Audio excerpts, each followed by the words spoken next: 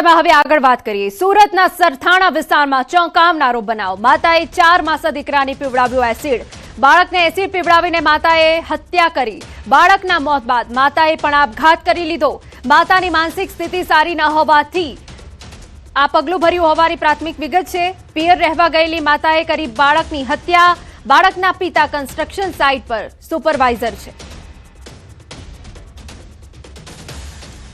અમારા સંવાદદાતા કીર્તેશ વધુ વિગતે વાત કરવા જોડાયા છે। કીર્તેશ, શું વિગત છે આપની પાસે આ ઘટનાને લઈ?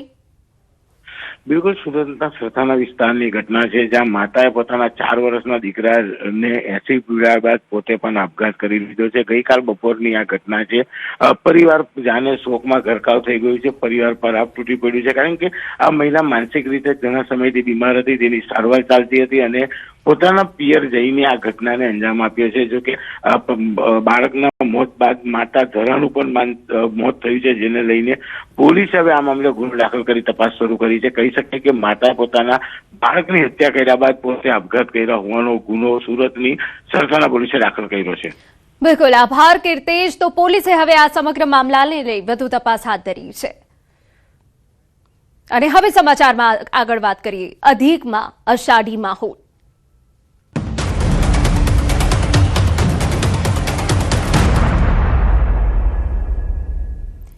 7 જિલ્લામાં તોફાની વરસાદની આગાહી। સાંજે 7 વાગ્યા સુધી 7 જિલ્લામાં આગાહી છે, જેમાં ભાવનગર, અમરેલીમાં તોફાની વરસાદી આગાહી, ગીર સોમનાથ, રાજકોટમાં તોફાની વરસાદી આગાહી, જૂનાગઢ, ડાંગ, વલસાડમાં તોફાની વરસાદી આગાહી।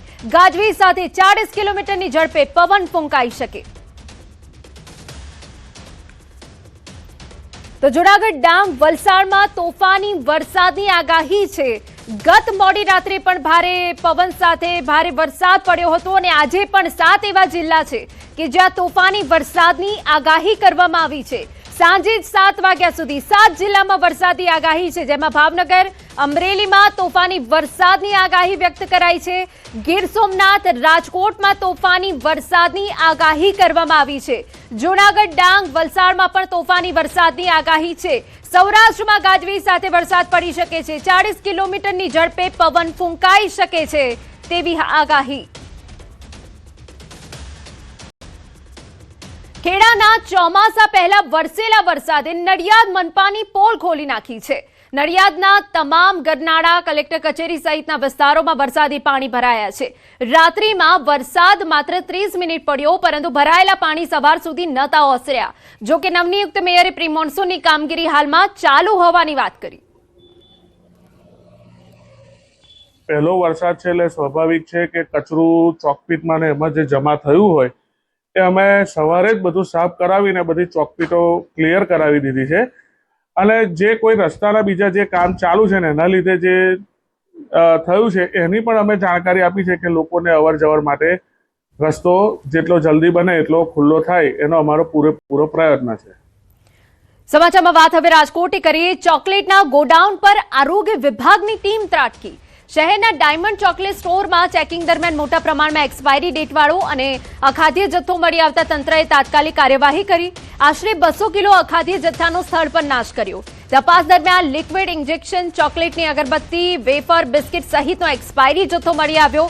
સામાન્ય રીતે આવી વસ્તુઓ બાળકોને ખૂબ સ્વાદિષ્ટ લાગતી હોય છે, પરંતુ નફાની લાલચમાં અંધ બનેલા કેટલાક વેપારીઓ બાળકોના સ્વાસ્થ્ય સાથે પણ રમત રમતા ખચકાતા નથી। આ દરોડા બાદ ગોડાઉન માલિકે પોતાનો બચાવ કરતા કહ્યું કે આ જથ્થો અલગ રાખ્યો હતો, સાથે એક્સપાયરી માલ અંગે સૂચન કરતું બેનર ન લગાવવાની ભૂલ પણ સ્વીકારી હતી। પરંતુ માત્ર ભૂલ સ્વીકારવાથી કંઈ ન થાય।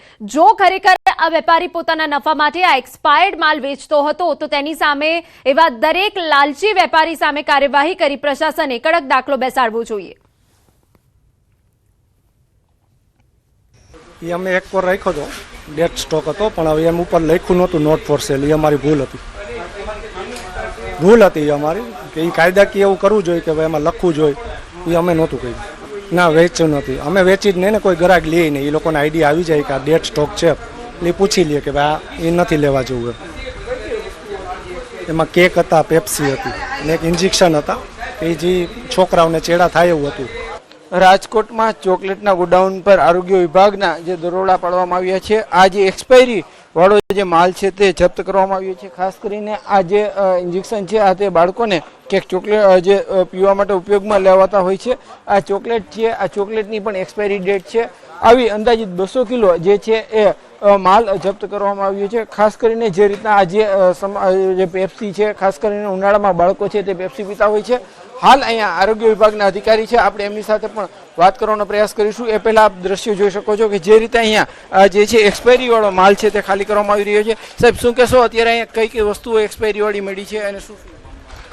રાજકોટ મ્યુનિસિપલ કોર્પોરેશન આરોગ્ય શાખા ફૂડ વિભાગ દ્વારા આજે લાતી પ્લોટ સદગુરુ શ્રી નંબર 4માં ડાયમંડ સ્ટોર નામના એક પેઢીમાં અમે તપાસ કરતા કન્ફેક્શનરી આઇટમ, અને ત્યાં લગભગ બધો જથ્થો ઓન એન એવરેજ 200 કિલોની આસપાસનો એક્સપાયરી જથ્થો જોવા મળે છે.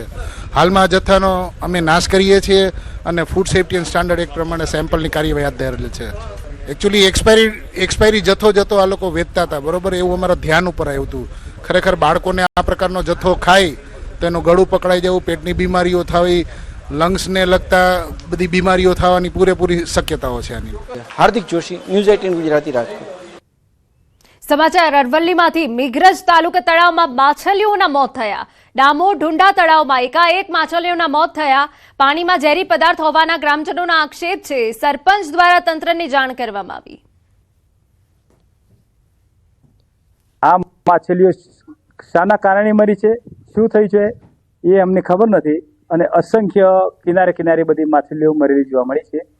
અને ખરેખર આ બહુ ખોટું થયું છે, અને આ માછલીઓ કેમ મરી છે કશી ખબર નથી, પણ ખરેખર જે થયું એ કાયદેસરની કાર્યવાહી થાય એવી મારી અરજ છે. આ જેને કાર્ય કર્યું છે તેની ઊંડી તપાસ થવી જોઈએ અને અમને ન્યાય મળવો જોઈએ. આ જેણે જીવજંતુ મારી નાખ્યા છે, ઘરનો સારો આપતા એવું કરીને પાણીનું હાચવની મચ્છી રહેતી હાચવાતું પાણી, અને આવો ગુનો કર્યો છે.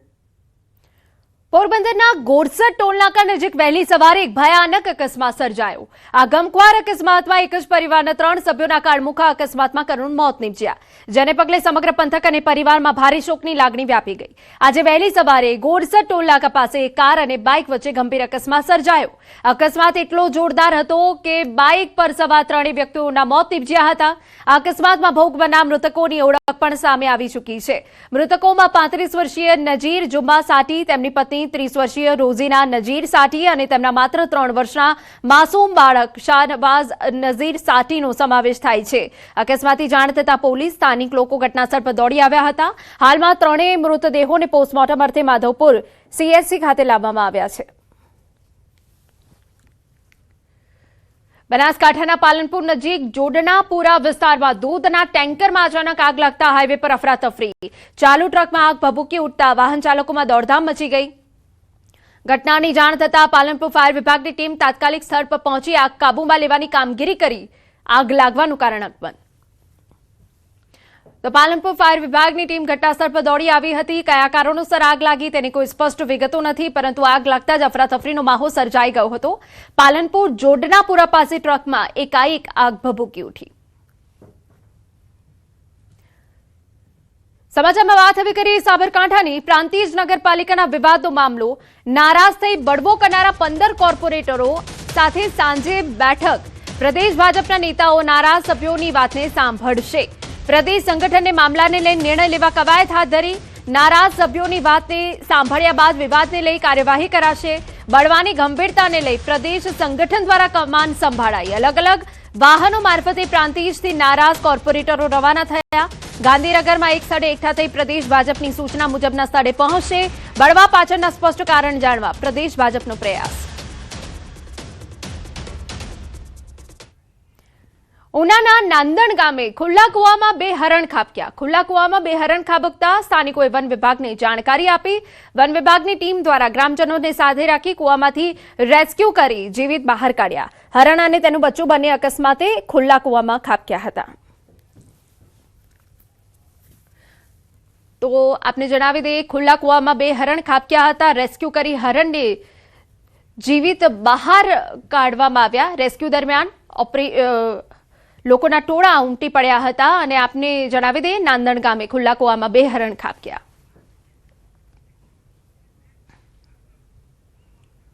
દેશની સૌથી પ્રતિષ્ઠિત ગણાતી જેઈઈ એડવાન્સનું પરિણામ જાહેર થયું છે. ગુજરાતમાં જેઈઈ એડવાન્સ માટે ક્વોલિફાય થનારા વિદ્યાર્થીઓની સંખ્યા એલન અમદાવાદમાં સૌથી વધુ છે.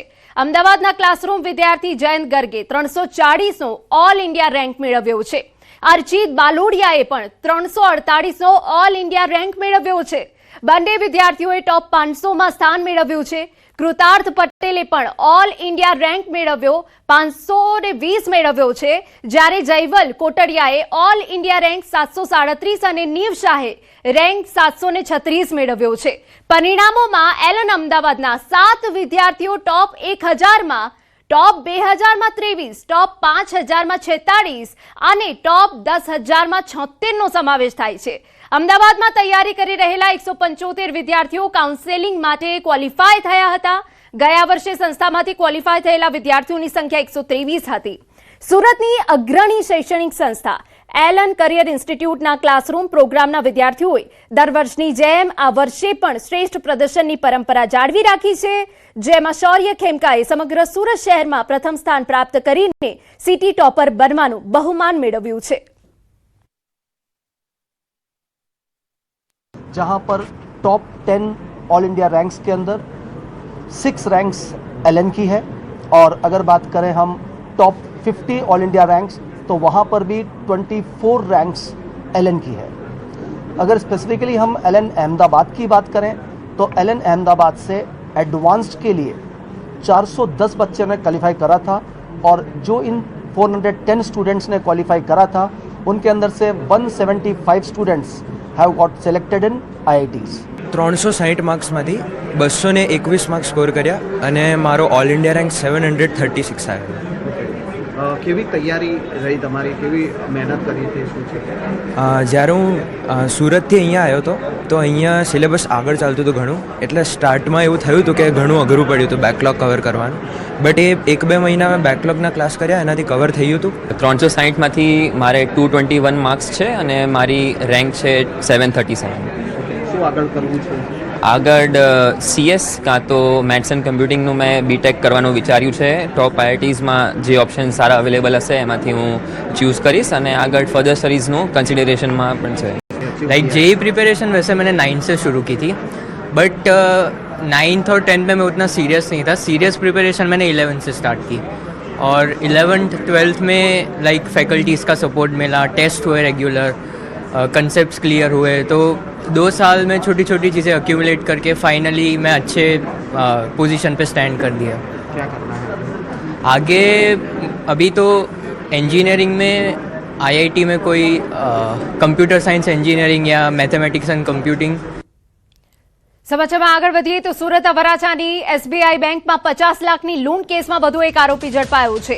બિહારની કુખ્યાત કુંદન ભગત ગેંગ સાથે સંકળાયેલા વધુ એક આરોપીને બિહારના પૂર્વ ચંપારણ જિલ્લામાંથી ઝડપી પાડવામાં આવ્યો.